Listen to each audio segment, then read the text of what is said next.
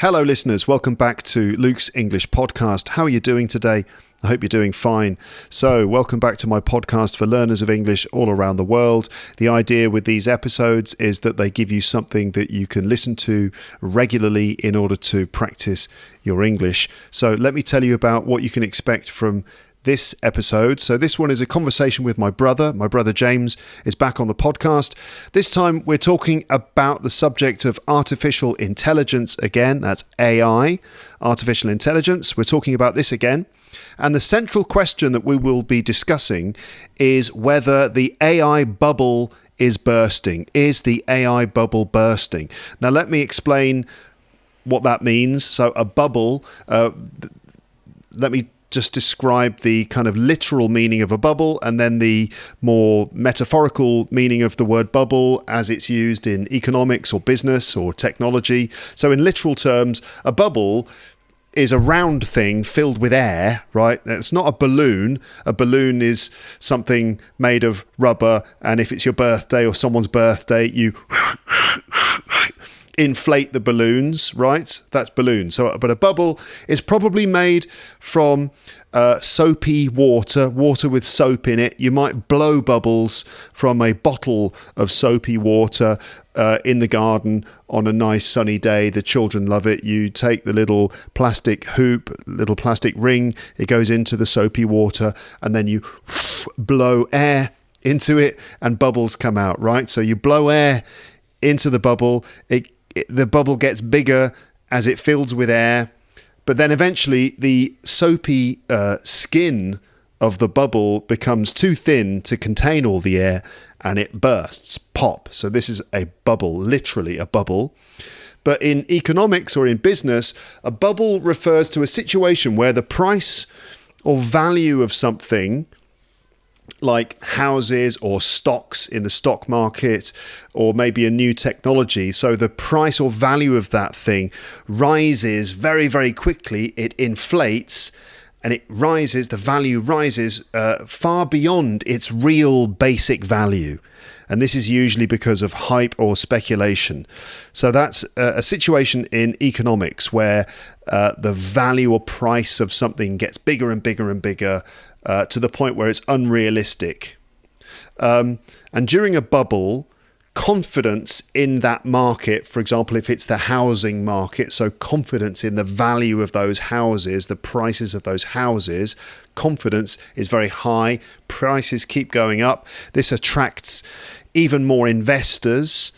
People continue to buy or invest in this thing, and this creates a sort of self-reinforcing cycle, causing the bubble to grow bigger and bigger.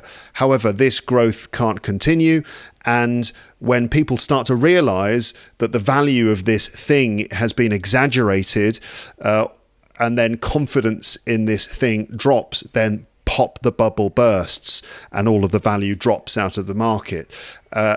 This means that the market collapses, prices fall rapidly, sometimes prices fall dramatically as people rush to sell whatever it is they've been buying or investing in. This leads to people losing because they can't sell at the same price that they bought it at. And basically everything falls back down to normal, realistic prices or values. So this brings us to artificial intelligence. AI, I think probably became very well known for everyone about 3 or 4 years ago, especially with the introduction of these large language models like ChatGPT, which was launched by OpenAI just a few years ago. OpenAI has invested billions of dollars into its technology. It hasn't even started making a profit yet. Since then, many strong claims have been made about AI. These include both positive and extremely negative predictions. And you could argue that all of this is a form of hype to increase how we understand AI and how we understand the value of AI. Right, so there's been a lot of hype into what AI can do, what it will do, how it will affect the future.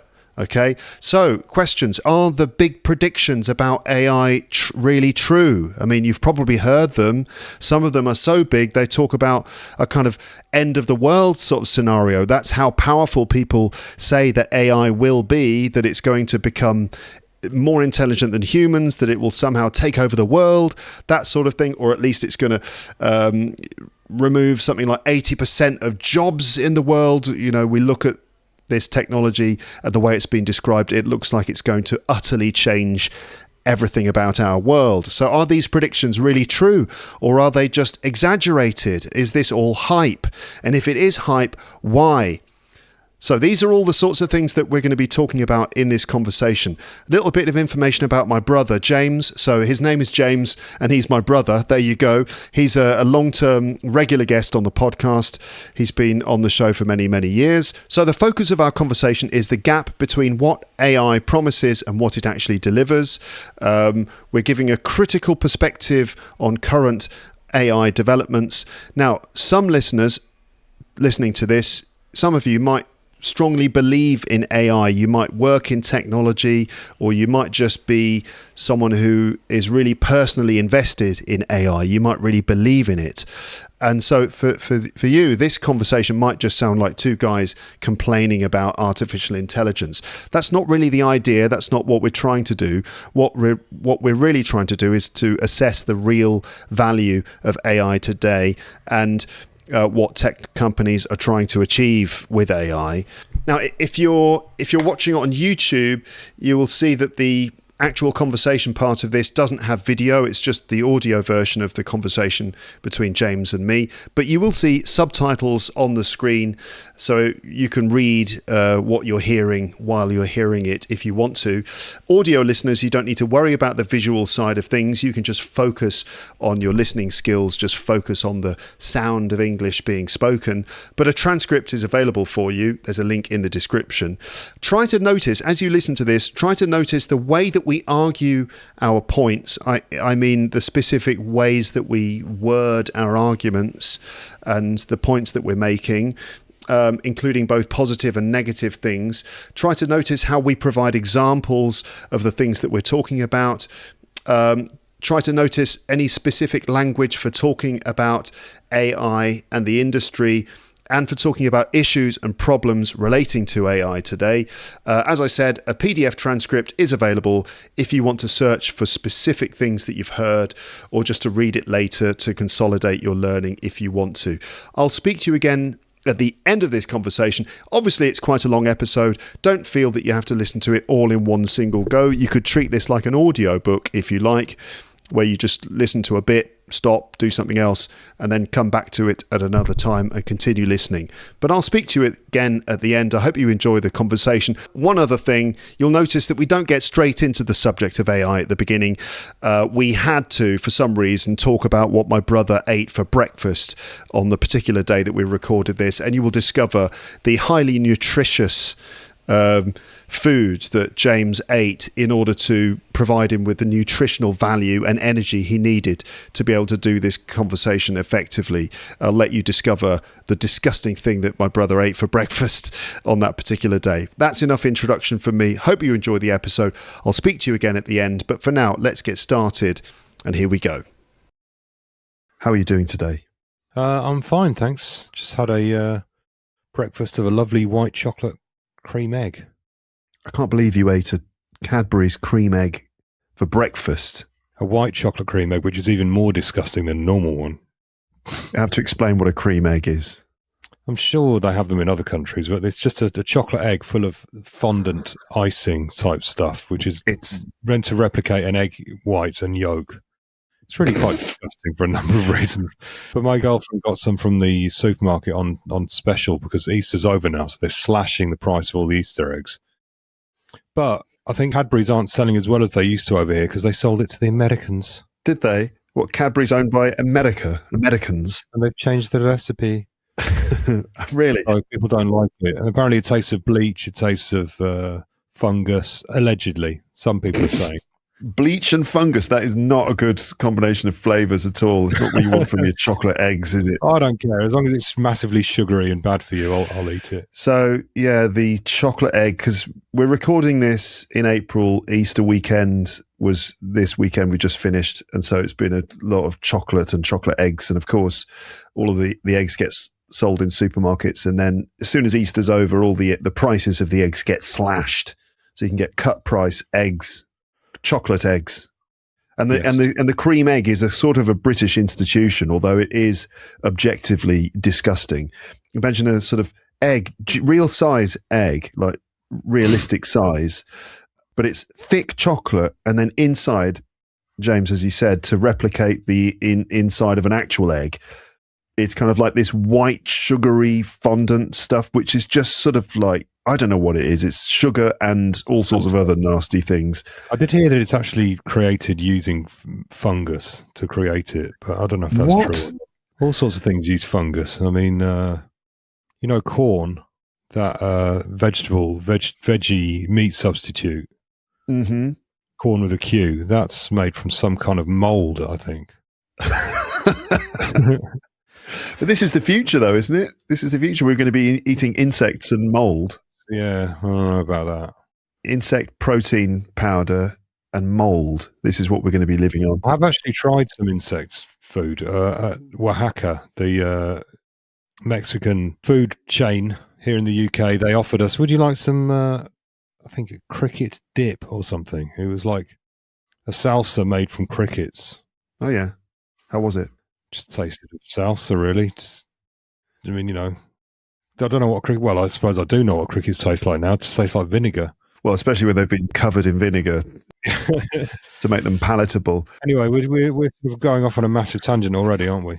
This is not the subject of this conversation. We're not talking about eating insects and the future of food manufacturing and stuff like that. But anyway, I'm glad that you had a really nutritious breakfast and that you're ready to do this episode. We're going to talk about AI again. I say again because I've done a few episodes about it, but we're going to take a slightly different angle on things in this episode.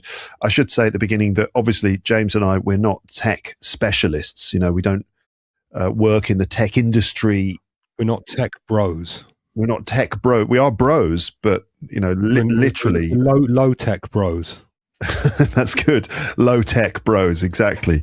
So we're going to talk about AI and how things are going, basically, in the world of AI compared to how everyone was talking about it several years ago. We're going to talk about how much we use it, what we think of it personally and stuff in a minute, and then we'll go on to the wider stuff about the situation with AI and the AI bubble and all that sort of thing. I want to do a little introduction at the beginning now. In November 2024, I did an episode which was called The Existential Threat of AI to Human Civilization, and it was quite terrifying. In that one, I talked about an interview that Geoffrey Hinton had done with the BBC. Geoffrey Hinton is the guy that has been on lots of different podcasts talking about these terrifying predictions of the profound changes that AI is going to bring about in human society. Isn't he supposed to be the godfather of AI or something? The godfather of AI, that's right. Where did that come from? He was one of the early developers of it or something. British-Canadian computer scientist, cognitive psychologist, and Nobel Prize laureate, known for his work on artificial neural networks, which earned him the title the godfather of AI.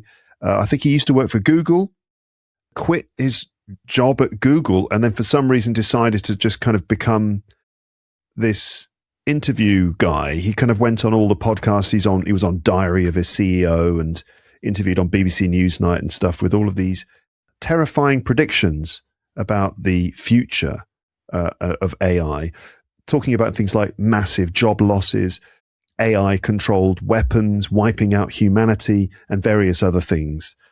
But were his comments all part of a kind of scam that we've been exposed to over the last couple of years? And are these outlandish predictions really true, or are they just exaggerated, and why? All of us have been living with AI in our lives for a few years now, most obviously in the form of generative LLMs, large language models like ChatGPT, which was first opened to the public about 3.5 years ago. I think probably it was the arrival of ChatGPT which kind of brought all of this to the forefront and made us all talk about it. I think probably all of us use AI to an extent. There are various forms of it, but I think it's probably the chatbots that we're most familiar with. You can't actually avoid it. You can't avoid AI? I mean, it's built into Google, it's built into all the flipping phones. You type something into your phone, it gives you an AI synopsis before you get your search results. It's in your WhatsApp. Bloody everywhere, isn't it? Yeah, that's right. WhatsApp. Whether you want it or not, you can't turn it off. Gemini, Grok, Claude, ChatGPT, which is a terrible name, isn't it? ChatGPT. I still can't remember what GPT stands for. General piss taking. Generative. I don't know. What does GPT? I'll tell you. But it's a terrible name because, like, it's a real mouthful. ChatGPT. Like, people can't say it. How many times have you heard people mispronouncing it and calling it Chat BGT or GBT or something? Generative pre-trained transformer. That's what it means. What a catchy title. Yeah. Weird. Because it transforms other people's creative work into money. Yeah.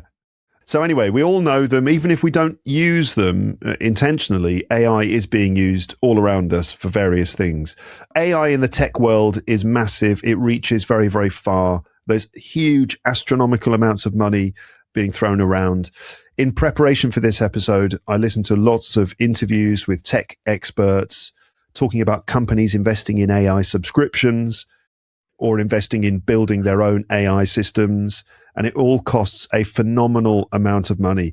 There's been a lot of hype around it, a lot of people in the industry with very big claims about it, a lot of scary predictions too. But at the moment, the trend seems to be that people are not seeing a huge return on their investment. So how much of what we think about AI is just hype? Why would AI be hyped anyway, and how? And what is our actual experience of using AI? We're a bit late to the game here with this subject about the AI bubble bursting. We're a bit late to the game because people have been talking about this for months. But this is a Learning English podcast. We're not tech bros. We are low tech bros. So there you go. Listeners, I hope that you're able to follow this whole conversation and that you're able to pick out bits of vocabulary to talk about AI, talk about using it and the social issues relating to it. We are very interested in your comments. I'm sure I've got people listening to this in various countries around the world who work in the tech industry and who probably have insights that perhaps we don't have. So please feel free to get in the comment section and write your comments. So first, some general questions. James, do you use AI? I have done, really just to try it out. I can't say I use it very much in my actual productive work life or music. I mean, when it first came out, I did spend a bit of time on the image generation stuff, and I found it pretty mind-blowing, and it's quite scary, I find, quite eerie. You know, people say it is eerie. You know, you don't really know how these images are formed. You know, they're not drawn in a normal way, like a graphics package, and then they're just sort of imagined, and then they just sort of, well, they're composite images from millions of other images that kind of are sort of somehow fused together. I don't quite know how it works. So, you know, I don't think anyone could just fully explain to me how it really works, but I find it very otherworldly and strange. And you can come up with all sorts of things like, give me an image of a sort of, you know, Viking ship on an English beach, and it'll do that. And it looks really atmospheric and weird. And there's always things slightly wrong with them, you know, as well. Mm-hmm. So I spent a bit of time messing around with that, kind of finding this is really freaky, you know. Yeah, it is, isn't it? When it comes to actually useful stuff, I've done a few. I mean, I've noticed as soon as AI came out, all the music album covers on Bandcamp, suddenly there was thousands of AI generated images. And you can kind of tell, however good they are, you can still tell, can't you, that it's AI generated. It's just got this weird look to it that you can't quite put your finger on. That's that's AI. Yeah. And however impressive it is, it's still got that look to it. And it just it feels like cheating somehow. So I made a point of not doing mine in AI, except for one example. I wanted a patch of grass for something to be sitting on. Right. And I couldn't find quite the right image on stock photo libraries. I wanted a circle stone within a patch of grass. That was one instance where I actually was useful because I just wanted some grass, a very specific task. And it wasn't the main image. It was just a bit of background stuff. So that's one time I've used it that it was useful. I should say that you, in terms of what you do, you're a graphic designer and also a music maker. Yeah, right? I do my design for my album cover, which is sort of my hobby or side hustle, you could call it. But I do take a bit of effort over doing the covers and the artwork for it. So that was one example. But And the other thing I use it for is some AI mastering. There's a website that I found. What does that mean? It's mastering is kind of the final stage of finishing a track. Music track. Where you take the final mix down track, so it's not all the separate elements, it's everything, finished almost. And you just tweak the levels, tweak the EQ, add compression, add stereo widening, add this, that, the other, sprinkle a bit of fairy dust on the thing. And you normally have to pay someone about 30 quid a track to do that, which I can't really afford. If I'm going to put out an album on my own, 10 tracks, that's 300 quid, which is probably more than I'm going to make on the release anyway. So I did find that was quite useful for making tracks sound a bit louder, a bit better quality. But again, the AI, it's so limited. It's not really listening to the tracks. It's basing it on another track that you upload, and you say, can you make it sound a bit more like this, production-wise? When it works, it can sound really good. When it doesn't, it just sounds awful. And it can enhance all the wrong frequencies, and it come back with loads of hiss on it, or it's dropped some of the bass drum out or something. So it's very hit and miss. And if I had to pay for it, because the one I'm using at the moment is free, don't know how, it must be subsidized. If I had to pay for it, I don't think I would, because it's not good enough to pay for, to be honest. So that's my experience of it. And also, one quick one, ChatGPT, I've used it a few times, and I found it to be very unreliable, do the things I want it to do. I asked it to program a bass line for me just as an experiment. I didn't expect it to be able to do it. I thought it probably won't be able to do this, but of course it always says it can. They say, are you aware of the sequencer on the TB3? Yes, I am. Is this a bit of audio hardware? Yes, I am. I'm certainly au fait with the sequencer on the TB3. Can you transcribe me the bass line to Chic's Good Times on the TB3? That's a classic disco track. Doom, doom, doom. Yeah, it's the most famous bass line of all time, really. Or one of the best bass lines of all time. So you asked it to transcribe that in notation. Didn't expect it to be able to do it, but I thought, hey, it can. It says it can. Yeah. Spits our result, and it starts with rest, C. And hang on, whoa. Stop right there. Good Times by Chic starts on the 1. There's no rest at the start. It starts with boom. Yeah. And it starts on the 1. Yeah. So this is obviously wrong. And he goes, I'm sorry. I'm deeply sorry. It says, of course, yeah, that was just a minor glitch. Yeah, let me try that again. Wrong again. Just randomly making stuff up. Yeah. So you go, well, okay, you can't. Why don't you just say you can't? He goes, I'm terribly sorry. I'll try my best to play. Oh, shut up. It will never, ever say that it can't do something. Yeah. And then I tried to get it to make a video for me. Because someone said, you can type stuff into ChatGPT and it'll make you a video. I was like, oh, that's interesting. I'll try and make this video. I wanted to make an arcade-style screen that would have various messages on it and logos and stuff. And it did the 2D version quite well. Mm-hmm. I gave it some references from arcade games. Can you give it a high score table here, blah, blah, blah. Spat out a 2D flat image. It looked quite good. And I was like, okay, can you make that animate now? He goes, yes, I can. And then it gives me some absolute garbage that looked nothing like the original idea. And I was like, well, why are you doing that? And he goes, you're quite right. I haven't got the processing power right now, but give me another go and I'll do it. And it keeps on promising next time it'll get it right. Next time. And it gives you a whole list. Next time it'll be exactly what you asked for. And you press it in. Sorry, I haven't got the processing power for that right now, but here's this. It's like, no, just do the freaking thing I asked you to. And if you can't, say you can't. And it never did it. And I spent 3 days on it because, you get 3 goes a day or something. Or if you don't pay for it, you get a certain amount and it cuts off. So I spent 3 or 4 days of my sort of free credits trying to get it to do something. And I just gave up. Yeah. Came up with a different idea, made it myself. And, it was all done in a day by me doing it. I did say that it will never say it can't do something. That there are times when it does say that, but that's when you've asked it to do something that is a violation of the rules. Yeah. Like, for example, making a picture of a child or something like that, or asking it to make a picture of a famous person. It says, I can't do that. I'm not allowed to do that, but I can give it an approximation. Grok will do it, right? Okay. Yeah. Evil AI will do all sorts of shit that it shouldn't do. Yeah, they've got into trouble for that, haven't they? Well, they have, but they also programmed it to be a sort of right-wing propaganda tool as well. Mm-hmm. Mm-hmm. And it's been programmed to have a certain political viewpoint and stuff like that, which is kind of disturbing. Yes. If I tell you what, if I was the richest man in the world, I would just put my freaking feet up and I would just chill out, and have a good time, maybe dabble in a few fun kind of businesses here and there, but I would not worry about anything at all. What is his problem? Yeah. Do you know what I mean? What, you've got everything you want. You're the richest guy in the world. Why are you making computers that are trying to make the world a worse place? And, funding far right in the UK and all this crazy stuff he does. That's a whole other conversation, isn't it? That's a whole other conversation for another time, maybe. But anyway, back to the subject. I think everyone has had a similar experience with something like ChatGPT, where you ask it to do something and it's like incredibly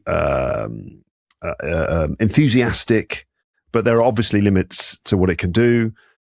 Having said that, there are some things that it's amazing at. I mean, for me as an English teacher, I have to say that it's an incredible assistant for me, because as a generative large language model, what it does is it produces language, and it does that really, really well. It's not great at like writing a story which is going to move you, or a story which is going to make you laugh. It's not very good at that. But what I often need is, for example, I've been working in a class on a certain bit of English, let's say some phrasal verbs, and what I need is another activity which is going to take it further. The course book material is not quite enough. So I say, here are 12 phrasal verbs. Can you just make an article about sharks and include all these phrasal verbs? And bang, it does it. And then I say, now remove all the phrasal verbs and turn them into gaps. And it does that. Right?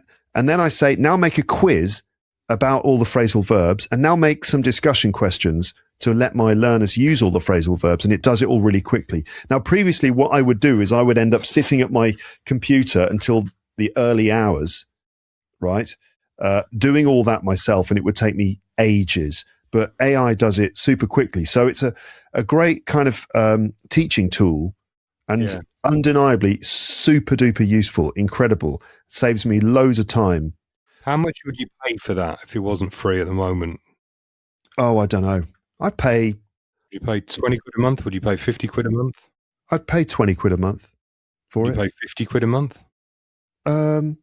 Potentially. Yeah, because there's some discussion about, at the moment, everything's subsidized that we're using AI.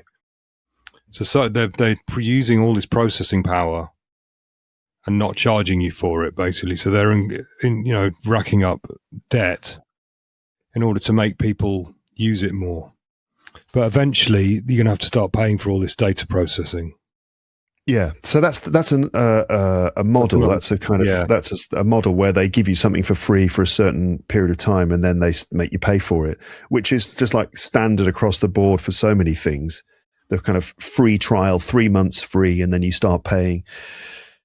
So yes, and also they're probably making it available free so that everyone just becomes dependent on it, and then you have to start paying for it, and then that's that. I mean, at the moment they kind of give you a limited version for free, and then they give you an expanded version which you pay for, and other things like that. So okay, you actually use it, but like most people, I expect you've noticed its limitations. Big time. And even when I do use it for mastering, I'm kind of on the fence about whether it's that good or not, because I did recently get some masters back for a release that's coming out, and they got sent to a proper professional human. Mm-hmm. And the difference was huge. I mean, they're so much more refined, the ones that a human did. Yeah. Because they're actually listening to it. I mean, the AI, I don't think it's actually listening. It's just applying an algorithm or a process to something. Mm-hmm. And they were just, head and shoulders above the AI stuff. Yeah. So, yeah, even that's the one thing I use it for. Even that, I'm not sure I'd pay for it if it wasn't free. Talking of other limitations, things like being original, being profound, having a human connection, having an overall vision. So, for example, I've asked it to, just as an experiment, I've asked it to write jokes or write stand-up routines, and they're always terrible. Yeah, it has a very basic level of humour, doesn't it? Well, there's a few tropes that it always trots out, I've noticed. Alliteration is one. You ask it to come up with ideas, it'll always say, Fantastic Follies, a journey into the idea of a stand-up comedian, and it's always the same initial letter. Yeah, it does alliteration, which is where the words all start with the same sound, and it does groups of 3 words. It'll create these sets of 3 words. It does a lot of. This isn't just a shampoo; it's a movement. Yeah. Or this isn't just a podcast; it's a revolution. Or shit like that. It does a lot of that. Very hackneyed. Stuff. So hackneyed, listeners, just means something that's been done again and again and again to the point where it's no longer original or interesting. And so, it's extremely hackneyed in its style. And writing jokes, it's just unable to do it. It can't do that thing where it creates a double meaning. It doesn't do that. A lot of people think jokes are just clever double meanings a lot of the time. And your brain is kind of flitting from one to the other, going, hey, they both work. And it's kind of like duality thing, 2 things happening at the same time causes your brain to kind of giggle a little bit. So if you say crime on multi-story car parks is wrong on so many levels.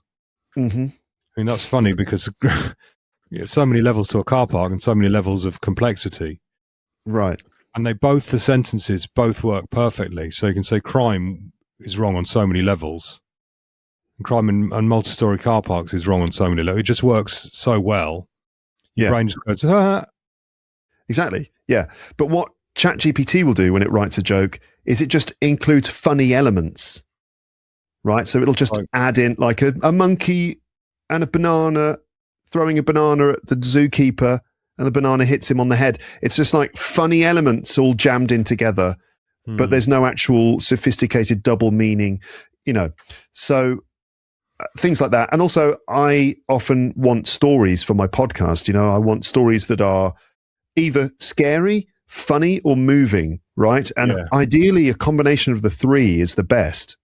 But certainly something that's a bit moving in some way that grabs you and makes that emotional connection.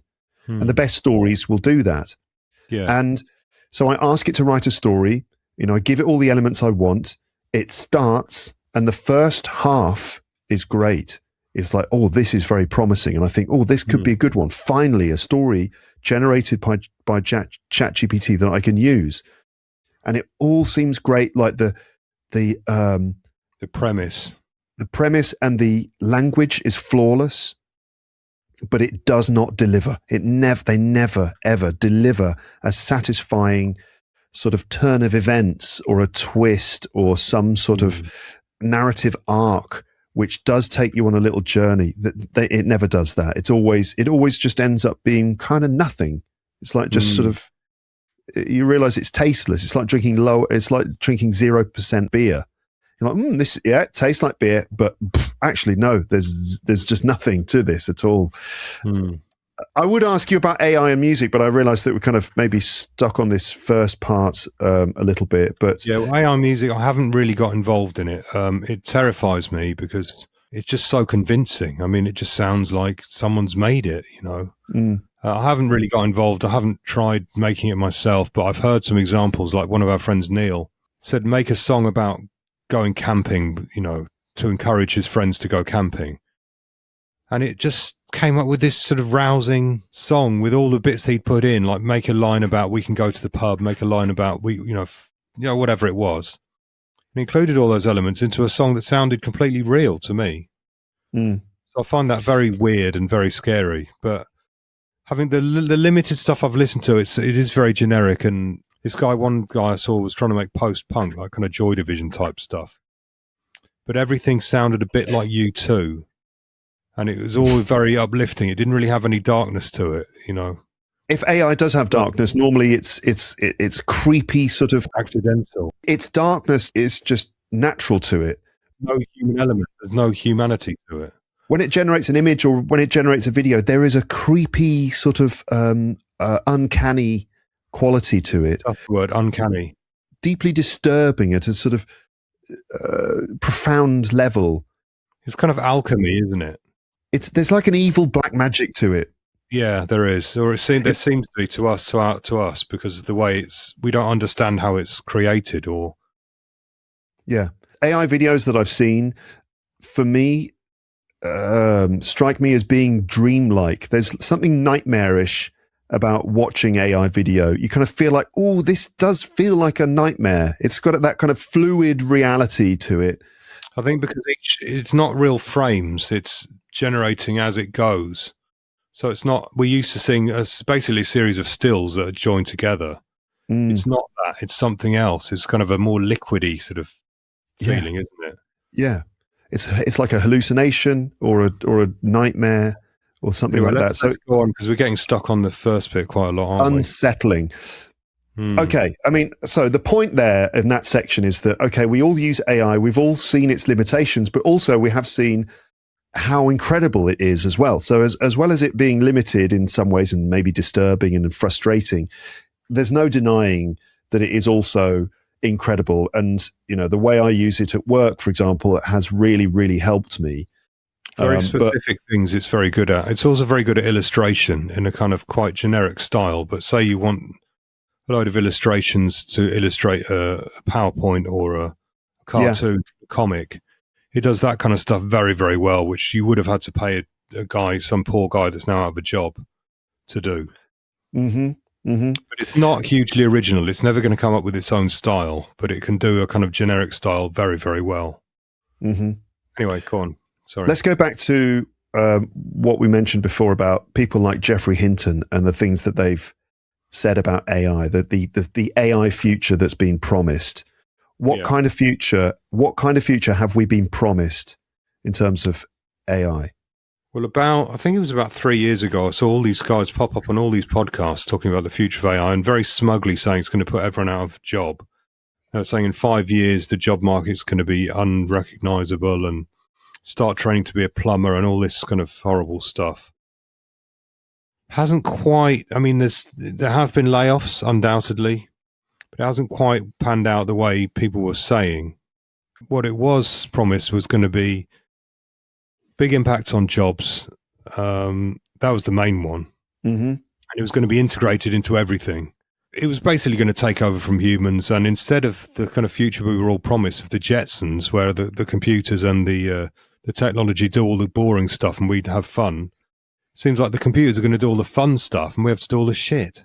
Like what? Well, they'll do all the creation and the art and the design and the films and, you know, creative stuff, and we'll end up doing manual labor. Yeah, right. So that was kind of the future. And also, there's also this terrifying thought of AI in charge of nuclear weapons or even non-nuclear weapons, which is already happening, I'm sure. Oh, yeah. Undoubtedly. I have examples of that. I mean, we could go into all of that, but it's kind of the same kind of technology as used in medicine, which, you know, can identify cancers or something. So we're told. I think it is actually being used alongside humans to detect things like that.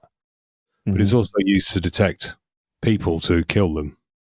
Yeah, and it sometimes makes mistakes with that because the data it's using to base its information on. For example, this is the headquarters of the enemy or one of their major headquarters, but that data is 5 years old, and now it's being used, you know, to house civilians for some, you know, now it's a hospital or now it's a school or something. And that we've actually seen clear examples of that happening recently.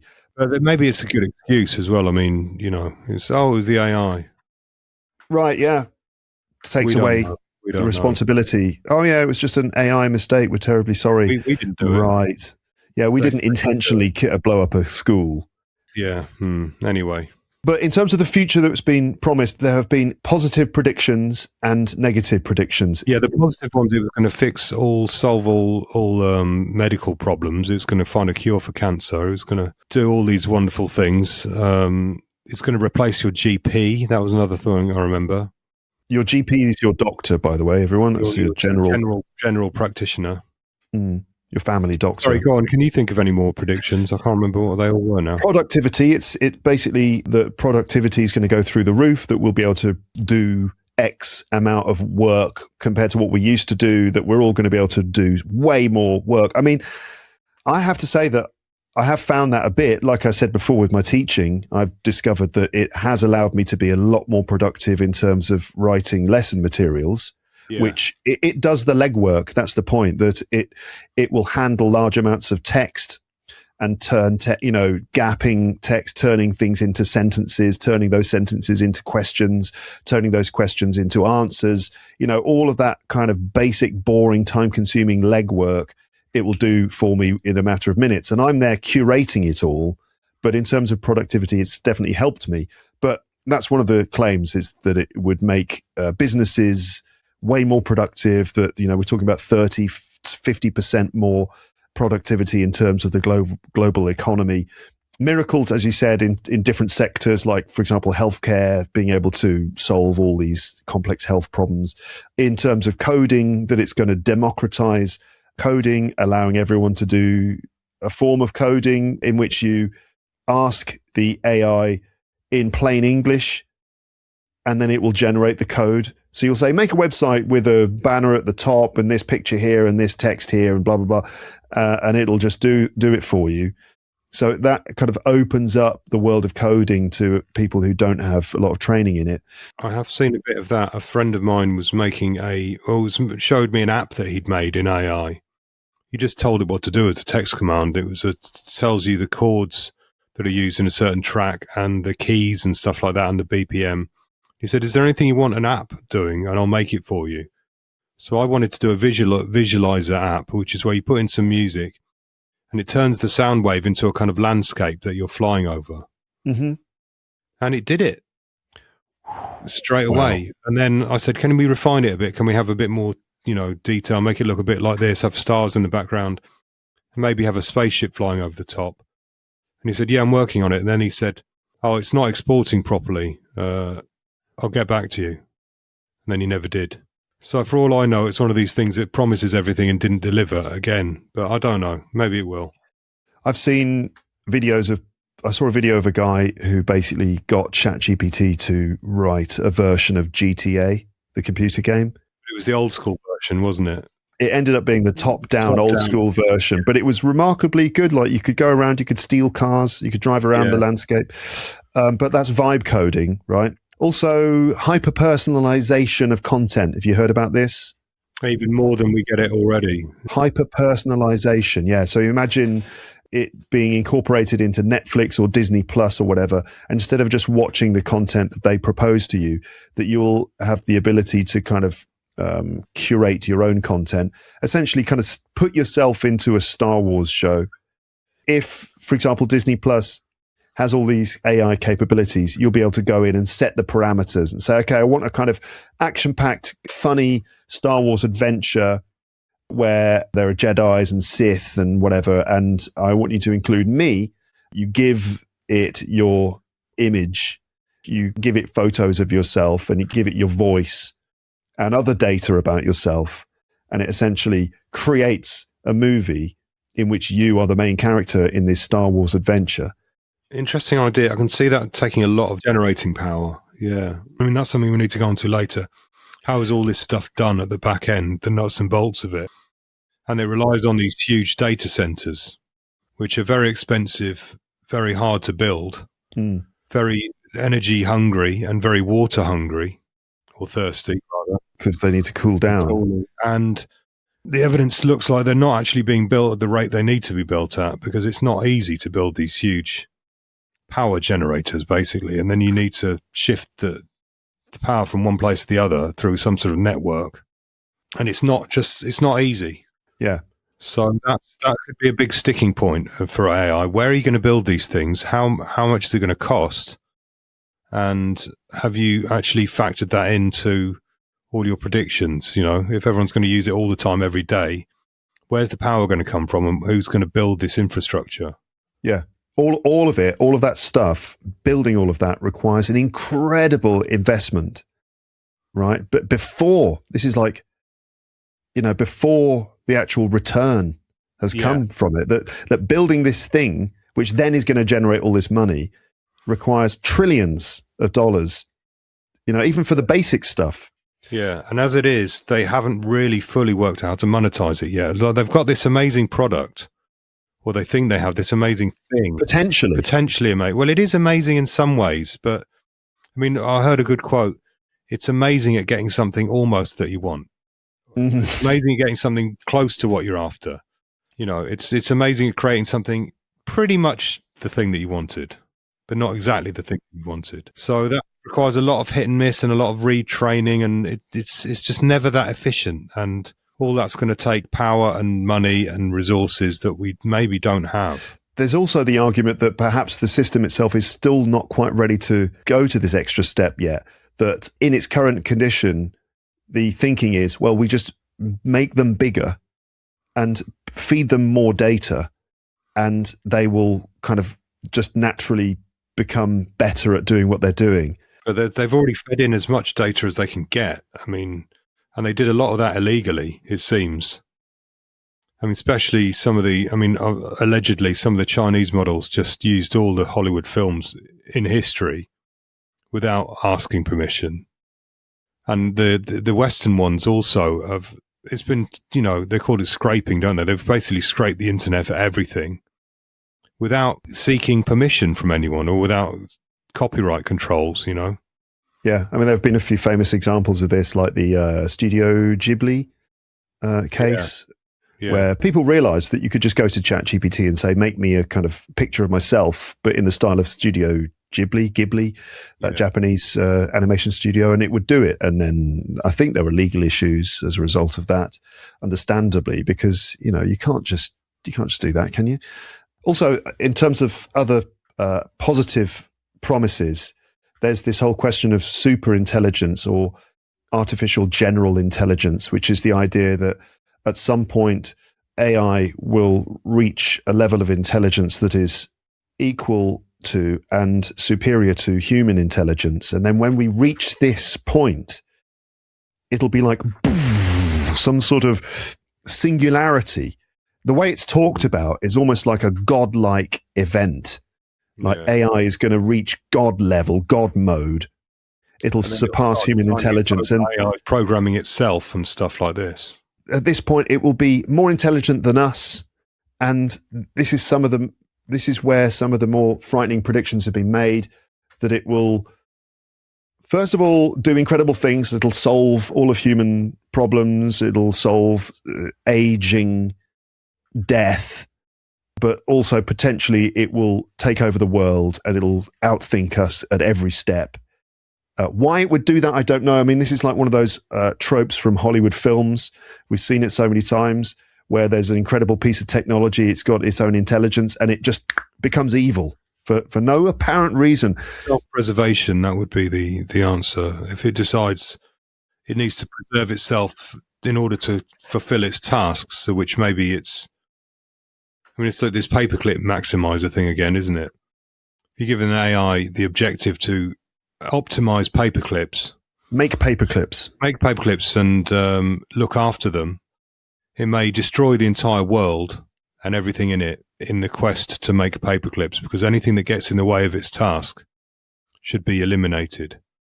And its ultimate goal would be to turn the entire world into a paperclip generating machine. I mean, it's a thought experiment. It's a sort of wild one, but if you think about it, that there is a sort of logic there that if you don't put in barriers, say make paperclips, but don't kill any humans in doing so. Oh right. Hang on, stand down, lads. It's like the one about cleaning up the ocean. It's like, okay, clean up the oceans, and it does it, but it also kills all the fish. Yeah, well, the oceans are clean now; they're finished. But remove all the plastic from the ocean, it does it, but then it also kills all of the sharks, fish, and all marine life in the process. Yeah. So there's that. So anyway, that's the singularity, the dawn of artificial general intelligence, which is generally stated as a positive thing. But then there's the negative things as well, which are also talked up a lot by people in the industry. And we've heard a lot of this stuff about, the existential risk of AI, the job displacement, massive amounts of job displacement, the collapse of truth in terms of, and I think this is genuinely scary, that with the rise of deep fakes and AI videos and the way it can create things that are not true, that look totally real, and that's going to completely dissolve all sense of truth, all objective truth in the world. I think that's possible. But also another point to add to that, it doesn't actually matter if it's confused with reality or not. These things are capable of producing propaganda that's so powerful because the image, I mean, in propaganda over the years, it doesn't have to be truth.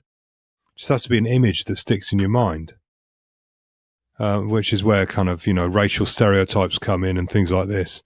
So it doesn't actually matter if you're confusing it. Oh, is this real? Is this not? It doesn't matter if you think it's AI generated. It still puts an image in your head. I mean, I've seen some really horrible racist AI videos. They just plant stereotypes in your head, and you can say, well, it's not real. It doesn't matter. You've already absorbed it. It's already influenced your thinking in some way. But even things like making a video of a person doing something that they just didn't do. Yeah, I mean, that's another side to it. But I mean, even if people say, well, you can detect if it's AI or not, it doesn't matter. If it's a really powerful bit of propaganda, it doesn't matter if it's real or not. Oh, I see. Right. Even if it's obviously AI, it's still, the image still is there. The image still resonates and still gets published and still gets huge numbers of views.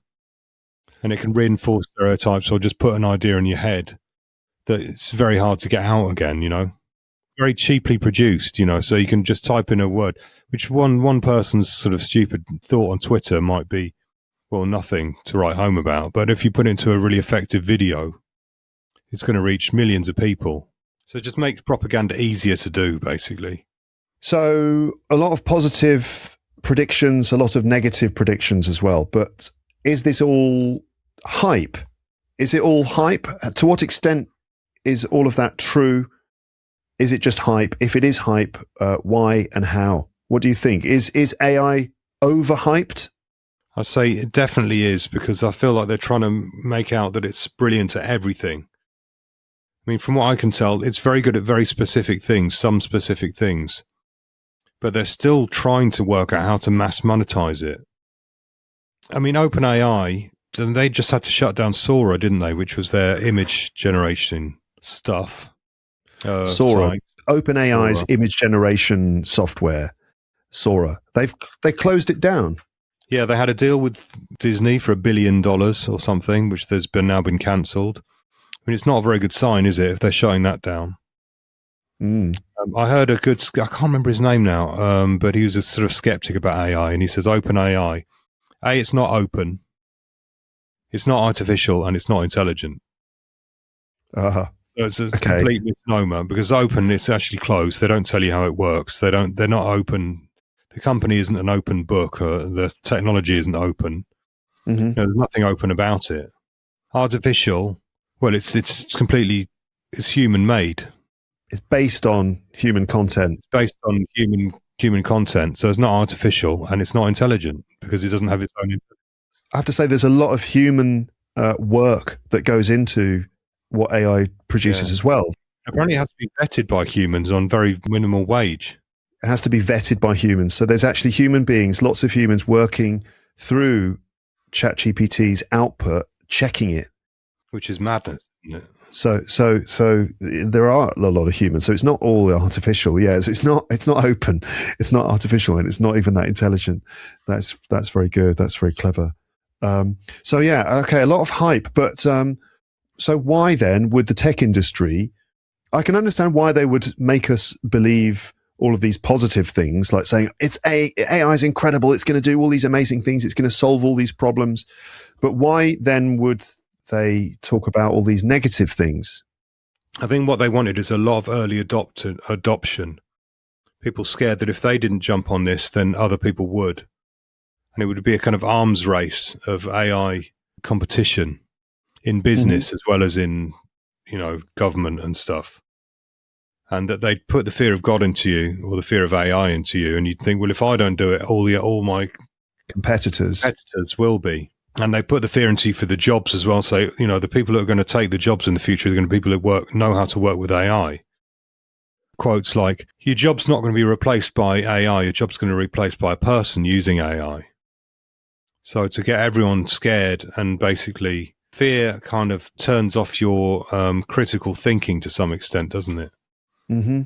So I think there was a lot of that which I kind of fell for. Oh, I should learn about AI, but I haven't really. I mean, I tried it actually. I did try it in Adobe Illustrator. There's an AI plugin.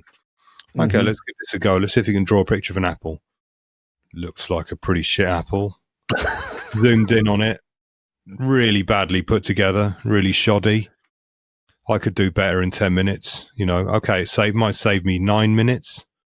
But what's the point of saving you 9 minutes if the output is rubbish? So I wasn't impressed enough to continue with that. But yeah, I think fear would spur people on to adopt quickly. Yeah.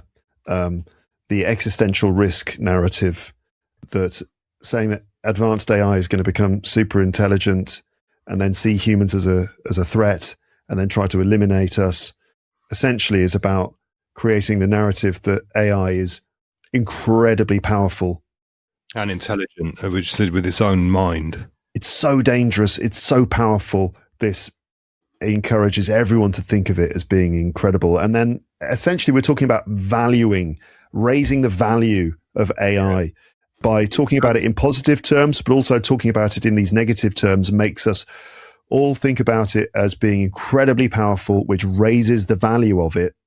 And all these companies, as far as I understand it, the vast majority of their money is not coming from paying customers, it's coming from investors. People are buying into the companies in the hope that one day they'll make a shitload of money.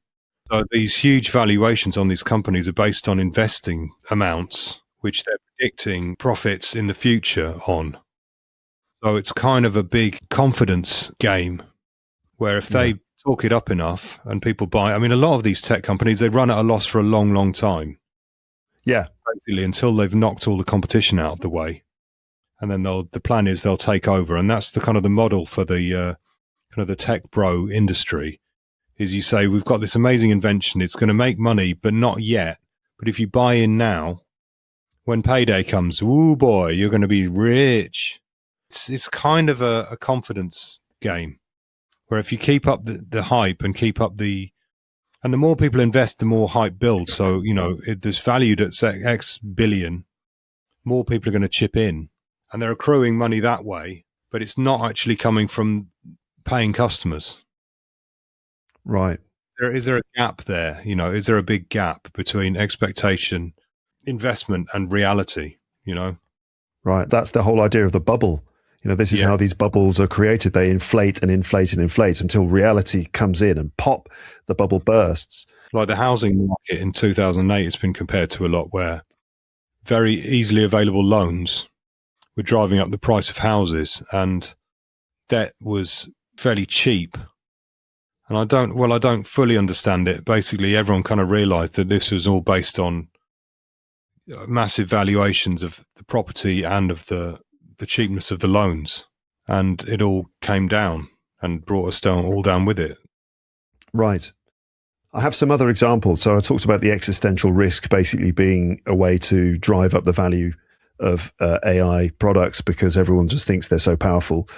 Job displacement, this narrative of the fact that AI is going to replace you and replace swathes of the workforce. Yeah. This is basically telling companies, look, you can replace 30% of your staff with our product. Which they'd love. I mean, Amazon would love to replace all its humans with computers, wouldn't it? Yeah, and most companies, that's their bottom line, isn't it? It's they look after the profit, they look after the shareholders, and if they can cut costs and make more money, then yeah, they'd love to do that. Companies don't operate because they love offering people work. They don't love paying people. Well, they used to in the olden days. They used to say, and a Ford factory is open, creating 1,500 jobs. And you go, hey, good old Ford, whoever it might be. Yeah, of course. Now, there was something to be celebrated. Some companies would be a sort of pillar of the community. And their factory would be there they'd be really closely aligned with the community. Like Lucas near us, basically, there was an estate, the Oakley estate, that was basically built to serve the Lucas factory, as I understand it. And all the workers would live there and their children would go to our school. And it was a whole community built around Lucas, which was a car factory. And I don't know if it still exists or I don't know. I think about like professional football teams. Back in the industrial era, factories in cities like Manchester, Liverpool, whatever, they would set up programs to develop a culture around their company. Yeah. And a lot of that involved incorporating their workers into things like football teams, which then became professional. And then with the development of the railways, they were able to travel around the country and play against each other. Yeah. And they'd have social clubs, and pubs and, events for families. And it was a whole community-based enterprise. And there was pride in that. Exactly. I think we've got to a stage. I mean, people talk about late period capitalism and stuff, where the sort of logical conclusion of a capitalist system is that you end up where the company eats everything, Well, it's capital just means money, doesn't it? So it's just moneyism.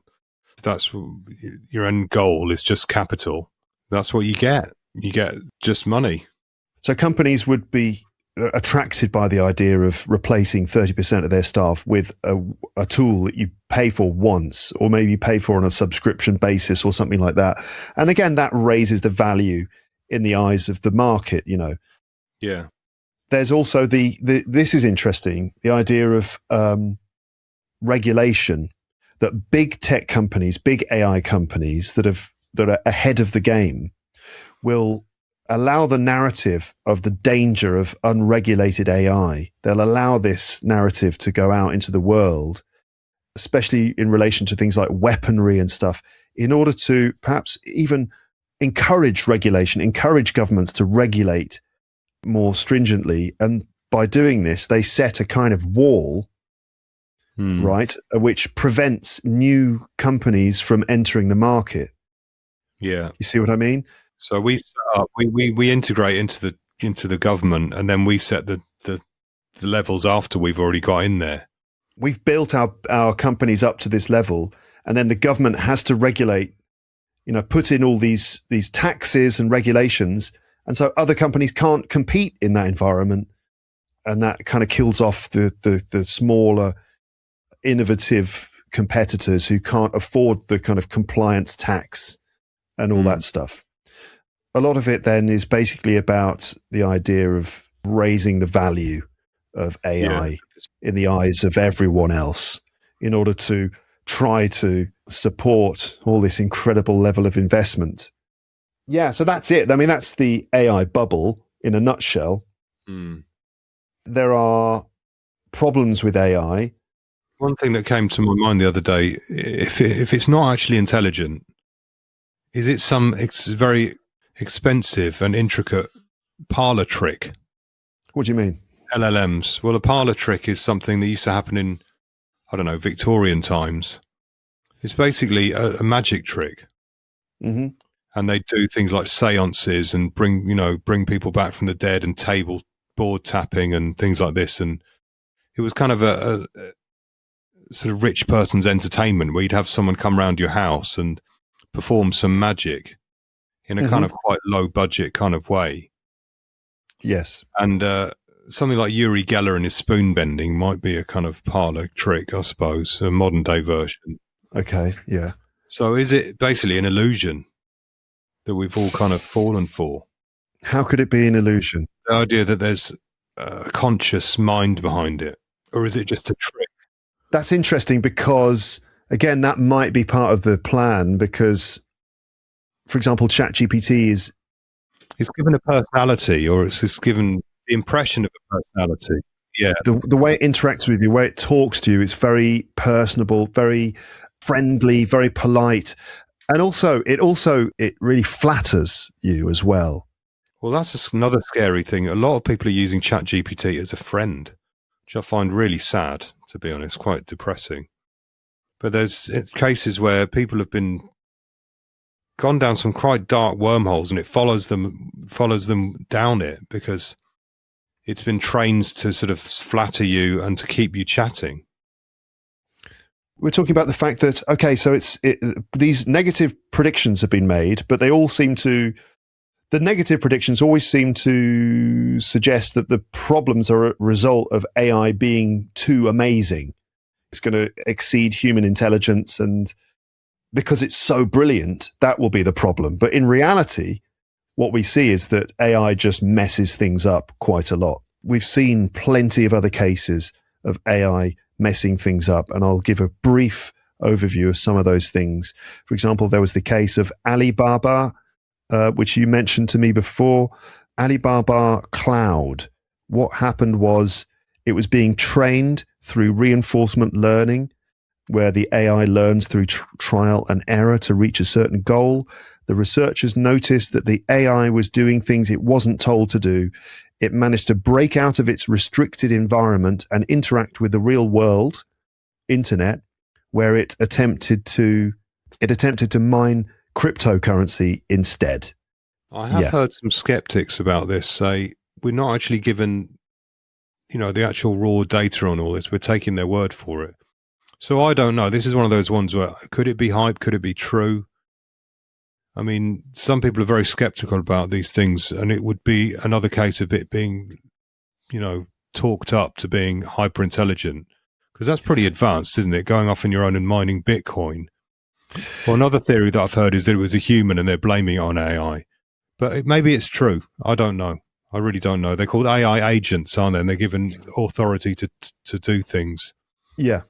In order to reach their task. But that's one I don't know. It feels like very far-fetched to me that it would do that.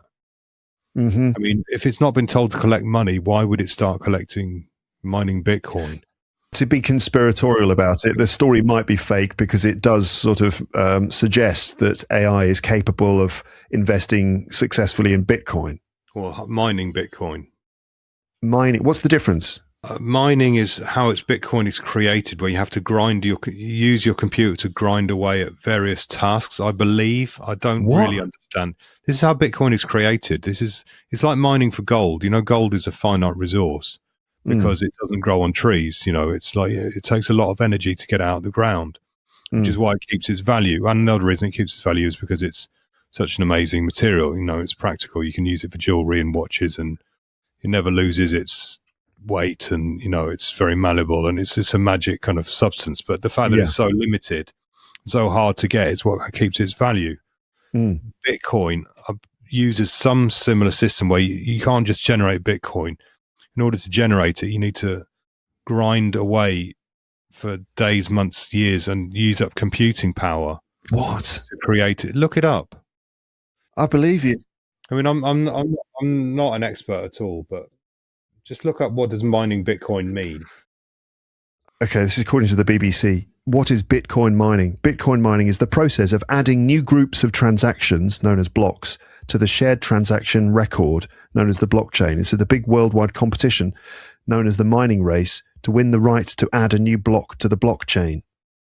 Oh, we're getting into complicated stuff. I don't understand that, I've got to say. Let me just try again. I'm just asking Gemini, can you simply define crypto mining, and does it mean creating new crypto?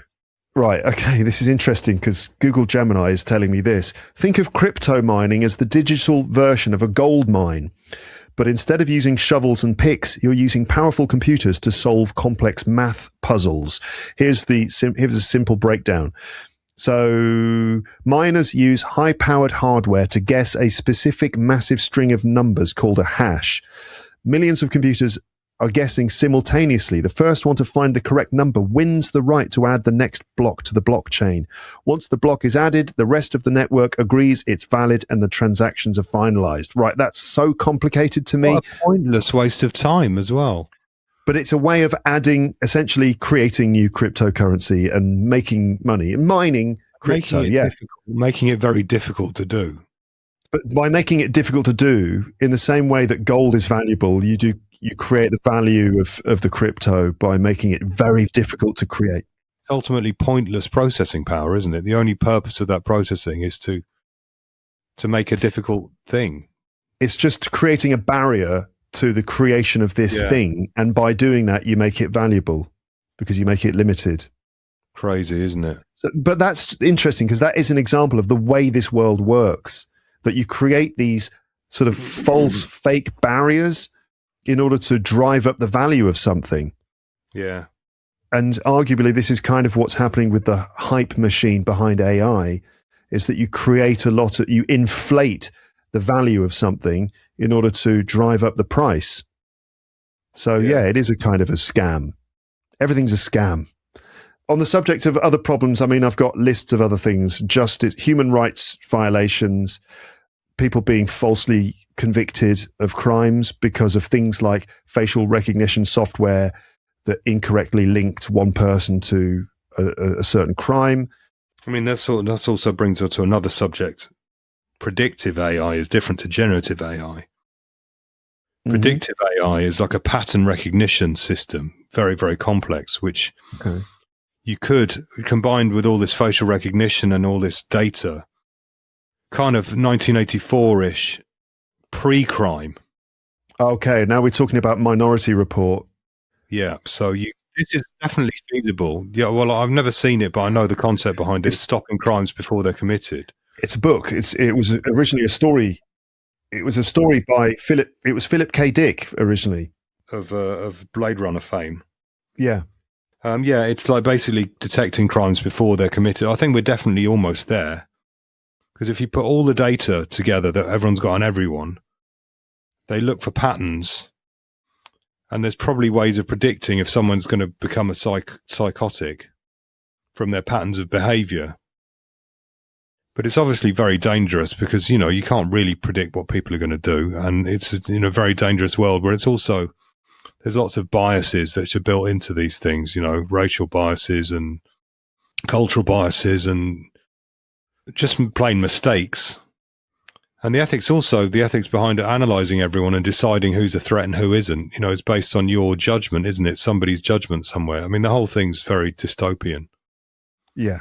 But predictive AI, I think, is definitely being used now, undoubtedly. And, you know, it can be used just to, you know, identify people with high chance of getting cancer, for instance, but it can also be used to target specific people in society. I mean, like, AI might be amazing at doing its job, but it's only as amazing as the data it's given. So, for example, if the specific example that we mentioned earlier about a school being bombed, that was in the current war in Iran, that there was a school full of girls that got hit several times, and they say that was because of an error with AI, that it was using old data, that building previously had housed, I don't know, military personnel or something. And that's what they say. Again, that might be them just telling us a lie because they don't want to admit that they did that on purpose, because that's obviously an illegal thing. Although, to be honest, the administration are openly flouting international law and saying that they're doing this or they're going to do that, and that's clearly illegal. So argue about the details, but invading Iran was basically a choice, wasn't it? It wasn't AI that decided to do that. Yeah, but that high-profile attack on a girls' school, they said that was a artificial intelligence error because it was fed old data. Yeah, but they still chose to put AI in charge of that decision, so it's still ultimately a human that's created that situation. Mm-hmm. There are other things. I mean, I've got other lists of things like healthcare, transportation and robotics, finance and business. So I don't know, what's the conclusion? To what extent is AI just a load of bollocks? Because it's not just complete nonsense, is it? Because it is amazing in so many ways. It is amazing, but it's not just quite as amazing as they're leading us to believe. No, I think it's going to be very useful for very specific things, but they still haven't worked out. I mean, I think they wanted it to be universally adopted for everything, and I just don't think that's going to happen. It's useful until you realize that it makes stuff up. I mean, ChatGPT, for instance. I was put together a mix of early 90s crossover dance tracks, you know, ones that have been in the charts, but are also good tracks. And I thought it'd be quite interesting to put a list of chart positions alongside it. Oh, yeah. Well, this would be an easy one for ChatGPT. Here's a list of tracks. Can you give me the UK chart positions of all these tracks? So I spat it out, and it looked all totally believable until I saw one that was like, hang on, there's no way that got to number 3. You know, quite an obscure track. And I looked it up. It hadn't charted at all. And then I looked up a few of them were just made up. Yeah. And it's because it follows patterns and it does things that look like a convincing list of things. As long as it appears like one, because it's seen lots of examples of them. Well, this would be a good example of a list of chart positions for a bunch of songs. And it spits out something that looks really convincing. If that was a fictional story, it'd be fine, you know. Here's an example of a fictional story that looks a bit like everyone else's fictional story. But when it's a made-up list of stuff that you want it to be 100% accurate, it's not. Yeah. So it will hallucinate an answer. Like if it doesn't know or if it can't find the answer, it won't just say, sorry, I don't know this. It'll just hallucinate the answer. Well, they say it's hallucination, but I've actually heard people say it's integral to the way it works. Or the way it doesn't work. It's not like a temporary glitch that they're going to iron out. That is the very nature of the thing that they've developed. It'll never stop doing that. Because that's the way it works. Yeah, exactly. Which is kind of why I like it for its one thing that it is great at, which is, as I said before, producing language. I don't want it to produce language which is factual. It doesn't have to be factual. It just needs to write a story which has all these phrasal verbs in it and don't have any grammatical errors in it. And that story might not be very good, but it does its job, which is to put language in context. And so as a teaching assistant, great. There are other things as well. For example, you know, you could argue that for people with various disabilities, it can be very helpful. So there's people who struggle to, I don't know, write, and AI can be an incredibly useful assistant, which allows them to do things that they couldn't previously do. And it adds an element of convenience into their lives. For example, someone who is, for whatever reason, can't speak, they're able to generate audio, spoken audio, you know, on their behalf, which is very empowering, and other things like that. So you don't sound like Stephen Hawking. You sound like, it's going to have huge benefits. But I think the fact that they're using it for the fact that I don't know, it's just there's a lot of warning signs out there, I think, that it's not going to be as fantastic as they say. Yeah. And also we're in a weird sort of in-between stage, I think, at the moment, where we are between the introduction of AI to the general public through things like ChatGPT and everyone being aware of it, and then all of these big predictions being made. And now we're in that limbo land between, okay, so when are these big changes going to happen? And maybe they will happen. Maybe not the way that they were predicted, but we're just in a period now of an uncertainty, and it's the lack of return on investment, I think, which is driving this idea that the whole thing is a big bubble of hype. And the fact that the actual infrastructure to build these data centers is incredibly hard and incredibly expensive, and the progress isn't being made from what I understand. They're not rolling them out as fast as they need to, and I don't know, there's a lot of warning signs, basically. Do you think this is just a sort of partisan thing? Do you think that there are just some people who are believers and people who are non-believers, and that there'll be people listening to this who are definitely believers in the whole AI boom? Yeah, I think so. Who will just disagree with us? Who are invested in it, either kind of, I mean, there's people that use it who probably get great value from it, like you do. They're probably quite invested in it. The people who have literally invested money into it, they're going to want to believe that it's going to be as huge as we're promised. I think a lot of people are a bit sick of it, though, to be honest. Like the Coca-Cola ad, that's a mad one, isn't it? Right, so you sent me a video of a person talking about this Coca-Cola Christmas advertisement that had clearly used AI, and then Coke didn't admit it. In fact, they admit it. They said it's AI. Oh, they did? But they were saying, but it's been handcrafted, because people were very critical of it, saying it looks terrible, and the truck changes shape like 8 different times. You know, I don't know if this is the same everywhere in the world, but it's certainly in the English-speaking world. It must be the same everywhere. That every year Coca-Cola releases these Christmas adverts, which is like holidays are coming, and it's like this snowy town, and these Coca-Cola trucks roll into town, and it sort of signifies the beginning of Christmas, and the children are all excited and stuff like that. And Coke made its latest one using AI, and it looked bloody awful. And they received a lot of criticism because, you know, the trucks didn't look normal. They're all slightly different sizes and other issues of that nature. So people were criticizing something out of Kung Fu Panda. Yeah. They used animals and stuff. The company that generated it did a kind of answer back saying, but this is AI, but it's been handcrafted, believe me. And it's all been, you know, they showed this working sketch of like, you know, the characters being developed, which was also AI generated. So it was kind of a lie. I mean, there's not really any other way of saying it. They were kind of saying, these have been all worked out by hand and, you know, but it's not the way AI works.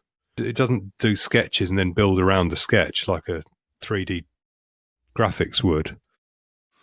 We should say this is just according to what I've read and watched people say. It's not my opinion. It's my opinion, the opinion of various bloggers. According to this video that you shared with me, it certainly looks like it was a lie based on that video. And they were saying, look, you know, we've placed the logos on the trucks like this, and it was a video of someone just manipulating a PNG onto a Photoshop image. It's like, well, that's not how AI works either. That's also not how video generation software works. No. So that's just bullshit. And the sketches of the various animals that had been supposedly work in progress, which none of them really looked like the ones that were in the ad. You know, they're all kind of various different designs and stuff. And also all the positive comments, they said, look, we've had loads of positive comments. Some of them were doubled up. Some of them were from people who were actually working for the company in some capacity. Some of them, they cut off the full quote. So I was saying, I'm amazed by, you know, this new advert. It's terrible. So they just cut off the it's terrible bit. Mm-hmm. And so some people are saying that they're kind of, instead of backing down and going, okay, people really don't like this AI stuff, they're kind of doubling down and saying, no, it's great. Look how great it is. And people are just not really buying it. Mm-hmm. I wonder how long they'll keep that up, because they've done it for 2 years running now, AI Christmas ads. Do you think they'll carry on? It must save them a lot of money. Can you imagine? Those Probably Christmas adverts must be very expensive. But the first one, people were saying the people looked uncanny and the bottle, everything looked a bit weightless. Yeah. You know, and the people didn't look real because they're not real. So they changed it to animals for the second one, but everyone's saying, but the animals just look like they're ripped off from Kung Fu Panda. And inconsistent. Some of the animals look like something from Kung Fu Panda. Other animals look like something from a different franchise, all jumbled into the same advert. Yeah, so of course Coca-Cola are going to try to do it the cheap way and just keep going until we sort of stomach it. I don't know. It'd be interesting to see how long all these companies stick with it, because the Disney deal, that must hurt a bit. I mean, that was supposedly going to change everything. And they'd actually licensed all the Disney characters, so you could use Sora to generate, you know, AI stupid viral videos using all the official Disney characters. Mm. But I saw a clip with Richard Osman saying, but in, say, 10 years, when Disney has sort of diluted itself to the extent where these characters are just so widely used that they don't really mean anything, does it mean anything anymore if you've got, I don't know, Spider-Man or something? And if Spider-Man's everywhere and all this AI slop, will it devalue the brand, basically? Definitely. You know, will it devalue your intellectual rights of all your characters if they're suddenly being used to make stupid TikTok videos? Is that a mistake? You know, will you want to go and see the new Spider-Man film in the cinema? I've seen Spider-Man 100 times today just doing stupid shit on the internet. So there you go, listeners. That was a kind of a rambling one. I thought we'd be a bit more focused than that, but... Did you really? Well, I hoped that we would. I didn't think we would. I thought we were okay. We were a bit rambling, but that's normal. But I think we kind of got the basic idea of the things we had planned to say across in this episode. I mean, basically, we don't know. We don't know. We don't know, but it's going to be very interesting to see what happens over the next 5 years if all of the predictions come true and we end up with this incredible revolution of like when artificial general intelligence arrives, what's going to happen? Is it going to be some sort of like rapturous moment? Or is that even a fiction? Is such a thing just a fantasy? Yeah, because how is it going to happen? With the current systems, if they just keep filling it with more and more data, it's just going to be the same, basically same model, just with more data inside it. So surely there needs to be a whole other level of programming sophistication to reach that kind of thing. You know, the idea is that the only thing separating AI now and human intelligence is that it just doesn't have the data that it requires. Right? Yeah, that seems a bit of a stretch, doesn't it, really? Surely there's something else. There's something other, some other structural thing. It's not just a question of loading more and more data into it, but there has to be some other level of innovation before it reaches a human level intelligence. And anyway, how do you define human level intelligence? This Turing test, which they call it, which is supposedly tells the difference between a human and a computer, but maybe that just wasn't a very good test. If you can just fool someone into thinking they're talking to a human, doesn't mean that they are. Right. I mean, they say, oh, it beats the Turing test every time. Well, maybe the Turing test wasn't that good. Yeah, maybe. I don't know. I'll see. When AI writes a story for me that genuinely moves me and surprises me and makes me laugh or makes me scared, intentionally, then I'll start to be convinced, but we're not there yet. I'm still scared of it. Yeah, so am I. We will find out. We'll join us in another couple of years and we'll do another one, see where we're at. If we're still here, unless AI is wiped us out. Maybe everyone's going to be listening to an AI-generated podcast for learners of English by that point. I don't know. I'll just be sitting on some beach somewhere while a digital version of me does this job for me. But I mean, I don't know. I always say this, on whenever I talk about AI, and my listeners always write back and say, oh, no, we would always choose you over AI. And I kind of think that's great. I just hope that that's true because, there might come a point where you can't tell the difference. Yeah. Well, the AI is much better than you. Maybe it will be better than me at doing this, but surely, I don't know how. People like human interaction though, don't they? They like people. People like people. Yeah. And, when you listen to the Beatles, you're not just listening to just music, just generated sound. You're listening to people singing and telling stories and stuff. And doing it imperfectly as well. Yeah, and that's what you relate to. It's not just, here is some sound that is in the right key and sounds nice to my ears. It's like, you want to connect with a human. Like, when you're listening to Madonna, you're not just listening to Madonna. You're sort of identifying, or you want to have it off with her or whatever it is. Yeah. You want a human connection with someone. And you're right, the imperfections are part of it. They can make AI pop stars, which they are doing, but it's not really going to work, is it, in the long run? You wouldn't have thought. Don't know. Maybe it will. Maybe we're just talking like this because we're like Gen X people. Old git. And maybe our kids are going to love all that AI stuff. But this is the experience of growing older. You grow older, you see the world change.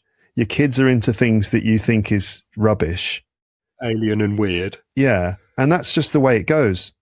And then you die. And then you die, yeah. Unless, of course, AI has solved that problem and we just get put in a... That's going to have created a much bigger problem. If no one dies, we really are in trouble. Yeah. We're going to be turned into digital entities kept on USB hard drives. About death, I heard a good one. I don't know if this is a good thing to talk about or not, but you wouldn't really want eternal life because that would be hell if you never died, if you couldn't leave. What you want is eternal life for a little bit, which is what we've got. That's exactly what we've got. Yeah. You don't want things to stay the same all the time. You wouldn't want to live forever, really. That would be nightmarish. But you want eternal life for a bit, because if you think about it, the time that you've spent alive will always exist, will always have existed, and will always exist somewhere in the time-space continuum. It's always there somewhere. if you look at it from the universe and time from a distance, your bit would be there. Yeah. It's still there forever. Mm-hmm. It's just you may not be conscious for it, but it is eternal. Yeah. But it's just, you're not just living it all the time. Anyway, that's really going off on one. I think on that profound point, I think we'll probably end here. But listeners, as I said before, I'm curious to know what you think. You've probably got a different opinion or the same opinion. I don't know. But in any case, write your comments in the comments section. We'd like to know. If you're an AI insider, especially, tell us what's going on. What the hell's going on, really? Or if your job's been threatened by AI, or if you're using it on a regular basis, or if you just think it's a load of shite, just please give us some information. We want your positives and negatives. Positive experiences with using AI, negative experiences, any of those negative predictions coming true for you. What's going on? We want real stories from real people, supporting or denying any of the things that we've said. Yeah. And if you could write "I'm not a robot" at the end of every sentence, that would help us tremendously. Yeah, because that's clearly, That's all. But can you believe you have to tick boxes these days that say "I'm not a robot"? I know, those poor robots, not allowed to use any websites. I mean, we're already there. I'm not a robot. Oh, no, I'm not a robot. I never thought I'd have to say that on a regular basis. So it's Blade Runner, isn't it, essentially? Eventually they'll just be like cops who come to your door and do a questionnaire with you, and they scan your eyeball while you're doing it. While drinking a square glass of scotch. Yeah. All right. Well, thanks, James. That was interesting. Enlightening, I don't know, because we don't really know what we're talking about, but nice to chat to you, Luke. Yeah, it's nice to chat. Hope everyone enjoyed that. Episode 1000 is coming up. What do you think I should do? 1,000? Bloody hell, 1,000? Yeah. That's insane. I've done more. I've done, it's closer to about 1,250 in fact, in actual fact. But you count some of them as doubles, you count as singles. Stuff, different reasons. Also premium, whatever, but... Could you have a party episode? Could you have a party episode where it's like background music playing and people come in and wish you, I don't know. And I get more and more inebriated as the episode goes along. Yeah, you'd have a party episode where you get really drunk. You drink like half a bottle of whiskey. And by the end, I'm in the toilet, No, that would be, I think half is within the safe zone. Half a bottle of whiskey. I don't know. I don't know if I could do half a bottle. It depends on the size of the bottle. Well, 70 cl, standard size. Jack Daniels. You could drink half a bottle of whiskey, I'm sure. I think I could. Once you get towards the full bottle, then you're definitely going to get very ill.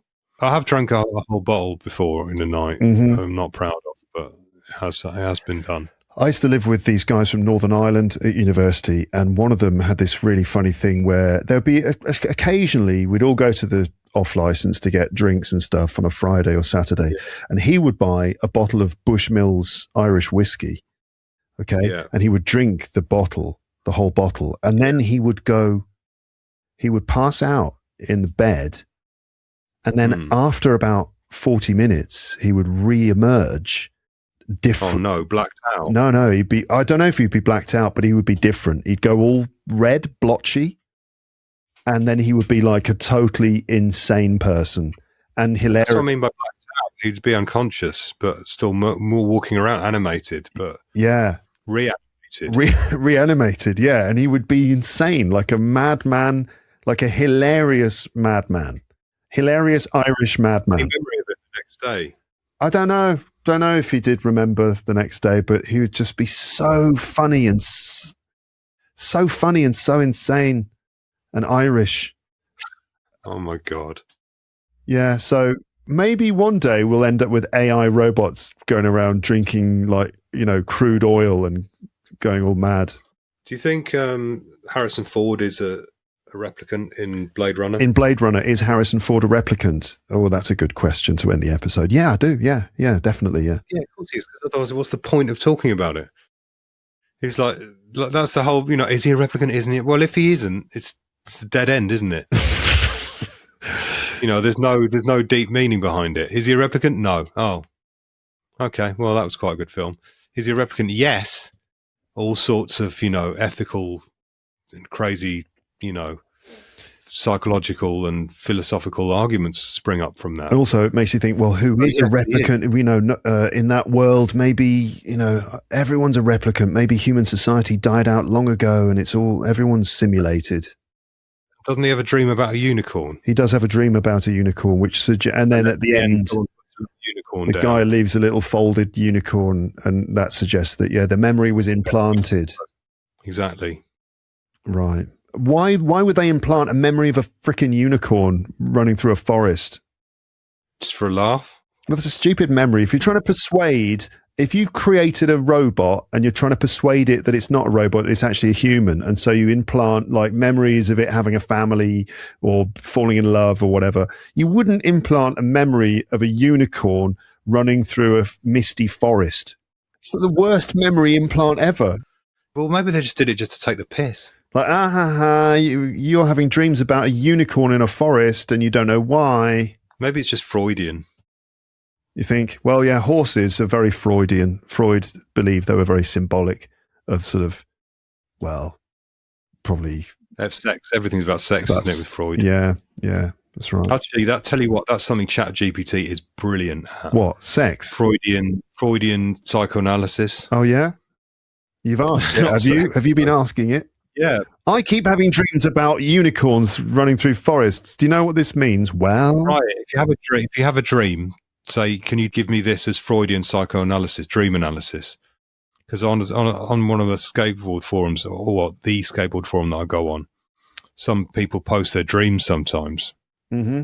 And I always run them through ChatGPT as you have to tell it to be a Freudian psychoanalyst. Yeah. It's brilliant. It really kind of goes, right. And it gets really stuck in. Just try it. Okay. I will. That sounds interesting. Think of any dreams you've had that you can remember. Mm-hmm. And it does it really well. Okay. Well, that's an experiment to have. James, thank you very much for talking at length about this topic. I hope everyone has enjoyed it. Thank you. Thank you. And so that is that. Thank you again to James for taking part in the episode. Listeners, I'm curious to know what you thought of all of the things we said. Again, we're not experts or tech people, but we did quite a lot of reading and listening to interviews in preparation for this episode. But like we said, if you are a tech bro rather than a low tech bro, feel free to add your thoughts and comments and stuff in the comments section. There was a bit of extra rambling at the end of that conversation there, including some references to the film Blade Runner, the classic science fiction film starring Harrison Ford. Have you seen Blade Runner? You must have seen it. I mean, it's an absolute classic of science fiction cinema, Blade Runner. And then there was the sequel as well, which came out recently. Denis Villeneuve directed it. It had Ryan Gosling and Harrison Ford in it. It was good. So, Blade Runner, Harrison Ford, the original Harrison Ford was a sort of detective given a job of finding and stopping a group of replicants, artificial humans, who've gone rogue. The thing is with these replicants is that they are more human than human. It's very difficult to spot whether they are replicants or indeed humans. And so Harrison Ford has to give them these tests where their eyeball gets scanned by a special camera and certain tricky questions are used. And it's supposed to reveal whether someone is a human or indeed a replicant. And it's an interesting film. It's incredibly visually wonderful. It looks absolutely fantastic. The soundtrack is amazing. It's one of my favourite film soundtracks, and just an incredible experience always to watch it, especially the director's cut version. And it's, it raises various questions. What is the difference between a human and a creature, a robot that is created to be more human than human? It raises interesting questions about the nature of humanity in the face of advanced AI. So that's an interesting one. Also, James at the end mentioned the idea of getting ChatGPT to analyse your dreams using Freudian psychoanalysis, which is a very interesting idea for another time. I did actually this morning I had a dream, I remembered what it was, and I quickly wrote it down and asked ChatGPT to give me an analysis, a Freudian analysis of it, and it gave me some very, very interesting comments. I'm not going to go through them now because that would extend the episode too much, but I think that's a good idea for a podcast episode at some point, is to write down some of my dreams and get AI to do various types of analysis. There's Freudian analysis, Jungian analysis, and other forms of dream analysis. It's a fascinating subject. So that's a good idea for another episode at some point. Listeners, I want your comments. Like I said before, what do you think about this? Please leave your comments in the comments section. That would be great. Episode 1000 is coming. I will probably do some kind of long rambling episode, perhaps with various guests dropping in. That could be a good thing. It would be difficult to do it all live. It would be good, but difficult to synchronize that and make sure everyone was ready to jump into the episode at a certain point. But what I could do is record various little chats with, some of my favorite guests and do a sort of party episode. I don't know if I would drink even half a bottle of Jack Daniels during proceedings, although that's an idea. The drunk episode 2, the sequel to the old drunk episode from years ago, where I was with my friends in my apartment in London, playing comedy improvisation games and getting steadily more drunk during the episode. I had to edit out the most incoherent parts of that, unfortunately. But anyway, there's another potential idea. I could do a kind of rambling episode while drinking whiskey, but I don't know if that would be wise, to be honest with you. I mean, not just because it might be messy, but just generally, I can't really drink that much booze without getting some sort of awful hangover. That's what happens when you start to get older. You just can't do that anymore. But anyway, I'll do some sort of big rambling party episode, maybe for episode 1000. Maybe it'll just be me. Maybe I'll be joined by people at various times, or I'll just drop into pre-recorded conversations. Yes. Hello, you're still listening to this podcast. Well done to you. If you got this far, perhaps you can use the word unicorn in your comment, if possible. Or just a unicorn emoji at the end of your comment. If you just add some sort of reference to a unicorn, the word unicorn, a unicorn emoji, drop that in at the end here, that will prove to me that you are not a skeleton with headphones on and that you got all the way through to the end. Those of you who are watching the video version, which has no video except this bit, special congratulations to you for listening all the way through and without being tempted to click away onto something else because your eyes got distracted by the thumbnail of one of the many other videos on YouTube which are vying for your attention all the time. Audio listeners, well, this is not an issue for you. I expect that you're listening happily on headphones with your device in your pocket or somewhere else, leaving you to simply listen without other distractions. That's how I love to listen to podcasts myself. I put my headphones in, phone goes in my pocket, I'm listening to the episode. I don't need to worry about, I'll start watching that, or I don't get distracted. I just go into the podcast zone while I'm walking to work or whatever, and that's a great thing for me. I eat my lunch listening to my podcast, walk to work, walk home, all that stuff. That's how I like to listen to podcasts. A reminder that there is a PDF transcript for this in the description. If you want to read through this again and pick out some vocabulary, that would be a good idea. Simply listening is great, of course, but as you know, there are various other options available to you if you want to take your learning further with this podcast. And skimming through the transcript of an episode is a way of doing it. It allows you to then pick out bits of vocab, add them to your vocab record. Maybe you've got a big sort of document on your computer or your phone with lots of words. You can add them into an Excel spreadsheet. You could use your chatbot of choice to expand on that. Here's what you could do. You could pick out various words from the transcript, words or phrases that you like, maybe 10, 20, something like that. Put them in a list and then feed into ChatGPT your word list plus the transcript. So that's all the context of the episode. And you say to it, could you create a detailed vocab list from these words and include example sentences from the original script plus descriptions, right? And it does that. And then you take the list that it creates and you put it back into itself and you say, could you make some flashcards for like Anki or Quizlet? Could you make an Excel file which I could export into Anki, the flashcards app, for this vocab list? On one side of each card, include a prompt to help me remember the vocab. It could be a question or some other clue to help me remember the phrase, and a sentence with a gap in it. And on the other side, include the example sentence complete. And that it'll do that, and then you can export that or import that into your flashcards app. And there you go. You've got a deck of flashcards where on one side it's a description of the phrase and an example sentence with the phrase missing. You have to try and remember it.